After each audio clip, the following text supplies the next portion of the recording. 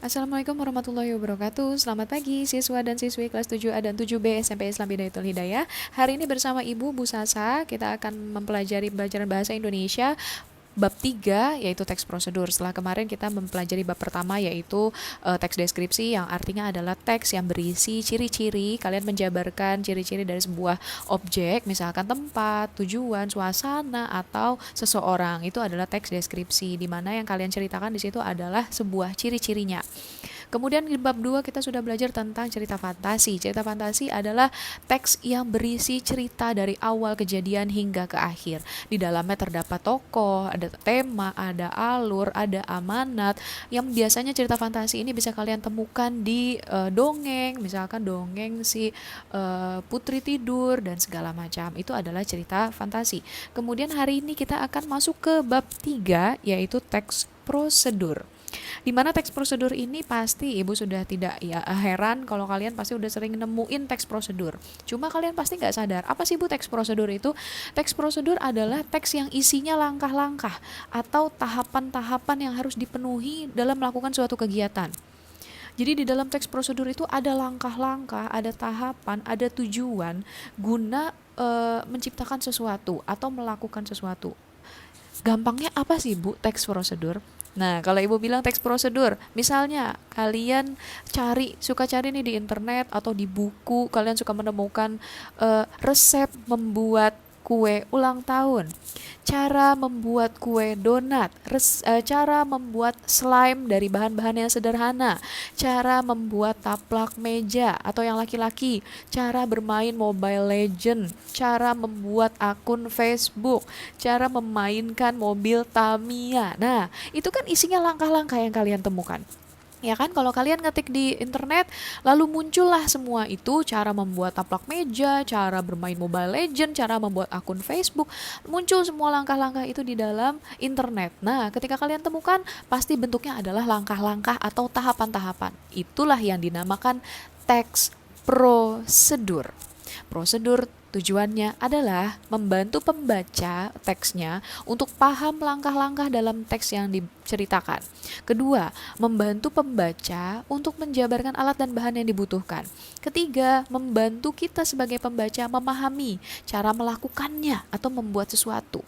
Lalu yang keempat, teks prosedur berguna sebagai pedoman atau tuntunan yang tepat sehingga informasi yang dijelaskan itu bisa disampaikan secara akurat.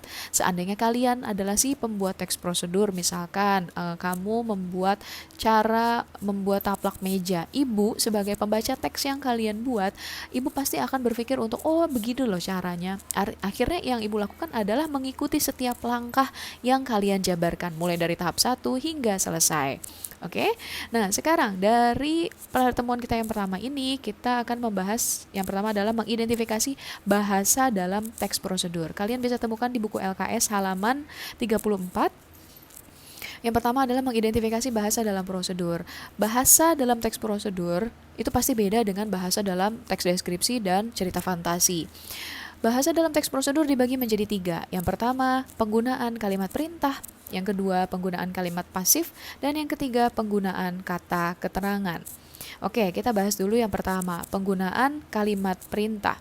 Penggunaan kalimat perintah itu adalah kalimat yang mengandung makna memerintah atau meminta seseorang untuk melakukan sesuatu. Kamu memerintahkan berarti kamu menyuruh orang untuk melakukan sesuatu. Iya dong. Nah, ciri-ciri kalimat perintah adalah intonasi kalimat meninggi. Yang kedua, diakhiri dengan tanda baca seru. Lalu kalimat perintah menggunakan pola inversi. Ini nanti kita pelajari ya. Kemudian menggunakan partikel lah maupun kan. Ibu kasih contoh seperti ini. Diperhatikan baik-baik. Tolong matikan keran air itu. Ada tanda baca seru.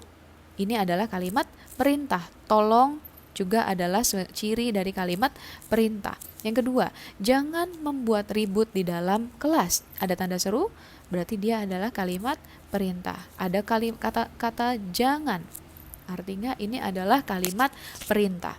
Yang ketiga, buanglah sampah pada tempat yang disediakan. Di sini ada tanda seru lagi, berarti dia adalah kalimat perintah. Kemudian di sini ada buanglah. Ini adalah berarti perintah untuk membuang. Ingat cirinya tadi? Kalimatnya adalah menggunakan partikel lah atau kan. Yang keempat, antarkanlah. Di sini ada kan, adalah.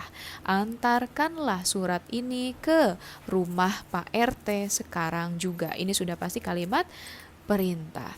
Yang terakhir, masukkan pensil-pensil itu ke dalam kotak. Berarti ini adalah kalimat perintah. Kamu bisa membedakan bagaimana kalimat perintah itu pasti dari cara membacanya. Di sini sudah disertai dengan tanda seru, udah ada kata-kata tolong, jangan, ada kata-kata lah, kan, gitu ya. Berarti itu adalah kalimat perintah, kalimat yang menyuruh seseorang atau meminta seseorang melakukan sesuatu. Sudah jelas sampai sini kalimat perintah? Oke, kita ke poin yang kedua. Penggunaan kalimat pasif. Kalimat pasif merupakan kalimat yang subjeknya sebelum predikat. Di sini dijelaskan kalimat pasif itu adalah kalimat yang subjeknya sebelum predikat. Subjeknya itu dikenai suatu perbuatan atau aktivitas. Kalimat pasif biasanya diawali oleh awalan ter atau di. Adapun ciri-ciri kalimat pasif sebagai berikut. Subjeknya sebagai penderita. Subjek sebagai penderita. Predikat berimbuhan di, terkan. 3. Predikatnya berupa predikat persona, kata ganti orang disusul oleh kata kerja yang kehilangan awalan. Aduh Bu, saya nggak paham. Begitu bukan ketika kamu membaca? Oke, kita coba cari contohnya untuk biar lebih paham. Sebelum kalian memahami kalimat pasif, kalian harus mengerti dulu pola sebuah kalimat. Ini adalah 5 contoh kalimat. Struktur kalimatnya. Ibu ingin menjelaskan dulu. Kalimat pertama, misalnya ada kalimat ibu memasak nasi. Ibu memasak nasi. Di sini ada seorang ibu, berarti dia adalah pelaku karena ibulah yang sedang memasak nasi. Berarti ibu adalah sebagai pelaku. Pelaku artinya dia sebagai subjek. Ya, memasak. Memasak di sini adalah kata kerja. Kata kerja dalam bahasa Indonesia disebut predikat. Kata kerja itu bisa apa aja sih Bu? Kata kerja itu bisa semua yang dilakukan dengan anggota tubuh lah ibaratnya. Berpikir, berlari, berjalan, memasak, memancing, mencuri, memukul, menggenggam, membawa. Itu adalah kata kerja. Dalam bahasa Indonesia disebut predikat. Lalu nasi. Nasi adalah yang sedang dimasak oleh si ibu. Berarti nasi adalah penderita atau korban. Korban dalam bahasa Indonesia disebut objek. Sampai di sini paham? Ada si ibu yang sebagai pelaku, yaitu subjeknya. Kemudian ada kata kerja memasak. Memasak itu adalah predikat. Kemudian ada nasi. Nasi itu adalah objek atau si korban. Dia adalah korbannya nih. Nasinya dimasak gitu kan. Berarti ini masuk ke kalimat aktif. Tahu dari mana aktif Bu? Karena subjeknya ada di depan. Kalau subjek ada di depan, si pelakunya ada di depan, itu berarti kalimat aktif. Ciri yang kedua adalah memasak, dari kata masak. Tapi imbuhan awalnya adalah me. Kalau me ditambah dengan kata kerja, itu menjadi kalimat aktif. Nah, sudah jadi sampai sini ibu memasak nasi. Kita ubah menjadi kalimat pasif. Bagaimana Bu caranya untuk menjadi kalimat pasif? Kalau kalimat pasif, cirinya adalah lihat. Subjek sebagai penderita.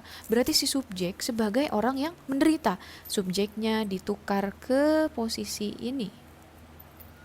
Berarti ibu harus ada di belakang. Yang kedua, predikatnya berimbuhan di. Atau terkan. Nah, sementara ini adalah imbuhannya me.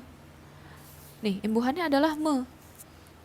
Kalau imbuhannya adalah me, berarti dia bukan kalimat pasif, dia adalah kalimat aktif. Berarti caranya gimana? Agar si ibu posisinya ada di belakang, berarti yang di depan harus si nasi ditukar. Nasi. Kemudian predikat. Predikat harus menggunakan imbuhan di, atau terkan. Berarti nasi